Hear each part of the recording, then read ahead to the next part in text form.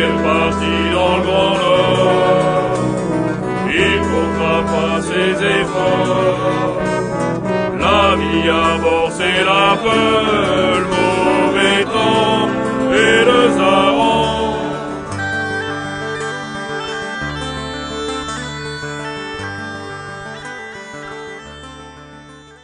Bonjour, me revoilà.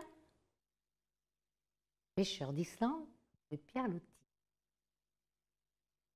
Il venait de finir ses 5 années de service à l'État, ce Yann.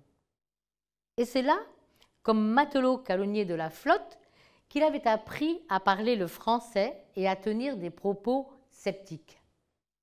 Alors il commença de raconter ses noces dernières, qui, paraît-il, avaient duré 15 jours.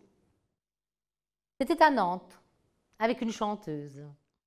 Un soir, revenant de la mer, il était entré un peu gris dans un alcazar. Il y avait à la porte une femme qui vendait des bouquets énormes au prix d'un louis de 20 francs. Et il en avait acheté un, sans trop savoir qu'en faire. Et puis, tout de suite, en arrivant, il l'avait lancé à tour de bras, en plein par la figure, à celle qui chantait sur la scène. Moitié déclaration brusque, moitié ironie pour cette poupée peinte qu'il trouvait par trop rose. La femme était tombée du coup. Après, elle l'avait adoré pendant près de 3 semaines. Même, dit-il, quand je suis partie, elle m'a fait cadeau de cette montre en or. Et pour la faire voir, il l'a jetée sur la table comme un méprisable joujou. C'était conté avec des mots rudes et des images à lui. Cependant, cette banalité de la vie civilisée détonnait beaucoup au milieu de ces hommes primitifs, avec ces grands silences de la mer qu'on devinait autour d'eux, avec cette lueur de minuit entrevue par en haut qui avait apporté la notion des étés mourants du pôle. Et puis ces manières de Yann faisaient de la peine à Sylvestre et le surprenaient.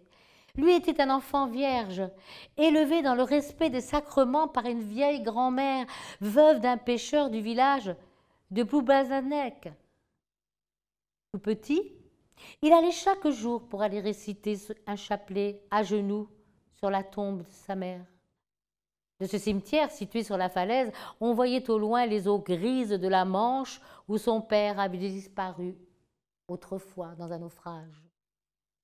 Comme ils étaient pauvres, sa grand-mère et lui, il avait dû de très bonne heure naviguer à la pêche. Et son enfance s'était passée sur les bateaux et au large. Chaque soir, il disait encore ses prières et ses yeux avaient gardé une candeur religieuse. Il était beau, lui aussi. Et après Yann, le mieux planté du bord. Sa voix, très douce, et ses intonations de petit enfant contrastaient un peu avec sa haute taille et sa barbe noire. Comme sa croissance était faite très vite, il se sentait presque embarrassé d'être devenu tout d'un coup si large et si grand.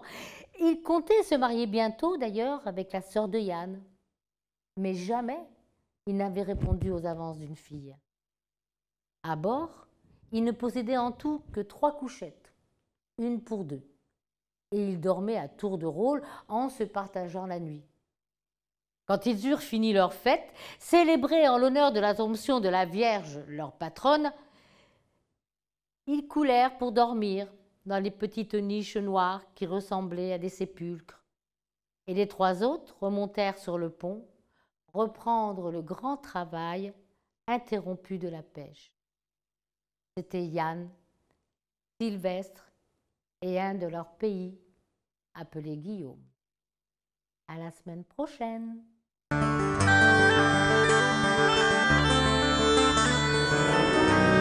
Il est parti dans le grand nord. Il comptera pas ses efforts. La vie à bord, c'est la peur.